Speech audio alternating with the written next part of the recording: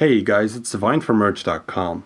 I've got to say I'm pretty happy with this month. I expected it to be the first great month of the year update-wise, and other than the World event, that's very true.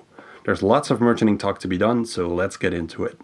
If you still have questions about this month after watching the video, feel free to post them in the comments below. I'll also be posting additional information and advice in the VIP advice section at the top of our forums on merch.com, so if you're a merch VIP, take a look at that.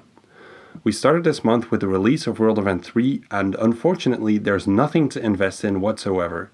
Jagex pretty much said there won't be any other additions to the event other than the boss crashing into the game somewhere once it's dead. As long as it's not on either of the Grand Exchanges, I quite frankly couldn't care less where it does that. We can skip over the Slayer belt, which will be released on the 8th of June, as it's not really going to get anyone that isn't currently slaying into it.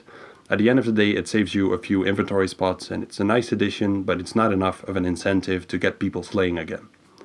Then we get to the Adamant and Rune Dragons, one of the most anticipated updates in a long time, and yet the announcement of the update hasn't had much of an impact so far, other than on the Glacier boots, which rose quite a lot when it became known that they would be used for the level 90 boots.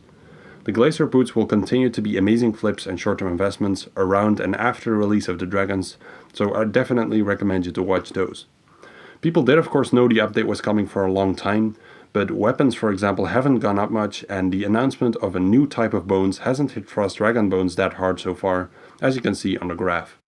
I recommend you to watch that space for the new equilibrium of bone prices, as a new type of bone or ashes or whatever in there will always shift the prices around a bit. Logically seen, the new bones simply have to be better than Frost Dragon bones, as the requirement to get to them is a lot higher with those high level quests, and the dragons will also be much higher level than Frost Dragons, but then again there may be some kind of middle way, since Frost Dragons do require 85 dungeoneering and they would become dead content if nobody cared about them anymore. Personally, I just think that it will be quite difficult to kill these dragons. It will be somewhat slow, which will still make Frost Dragons quite attractive to use as bones, as they will remain cheaper. Now, the Dragonbane ammo requirement to kill Rune Dragons was a pretty smart move. It's tedious, but it does add a nice requirement for people to kill them, and it revives some dead content too. Soon you'll see people bitching about ways to make the ammo easier to get though, but regardless of that, the update is just screaming profit. Lots of high-level PVMers will be going after these dragons and their new drops, using up large amounts of high-level gear and supplies, and bringing in a bunch of new interesting items.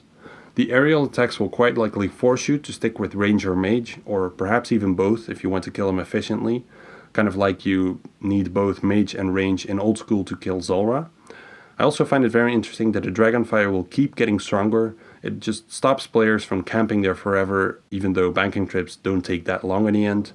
But it seems like they're trying to build in all of these kind of mechanics to make you use up a lot of supplies, like the stronger Dragonfire, and perhaps you'll even need to use a shield to last long there, which would be a Dragonfire shield in this case, but that's hard to say right now.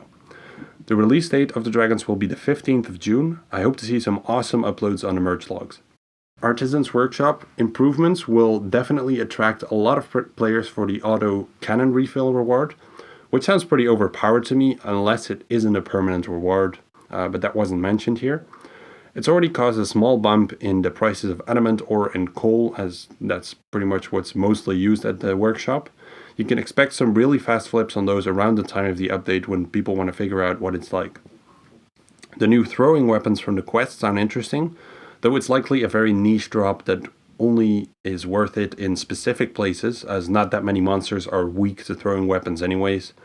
The super rare level 75 cape on the other hand will be a great item for some high risk flipping, providing that it's actually super rare. You can expect a similar scenario to some of the demon boss titles if they are, which are heavily inflated prices and huge margins. The summer beach party isn't merchanting related, unless you want to hoard buckets of sand of course, feel free. But it sounds like a fun update nonetheless, so it's nice to see something like that in the game. That's it for the month. I hope you guys will enjoy the updates and make some good profit on them. We just added the 6 Ascension Keystones and some more items to our live prices and merch, so check those out if you haven't already. Also feel free to get some votes or ideas in on our labs page for the next website updates. Take care guys, and I'll see you all again next week for another video.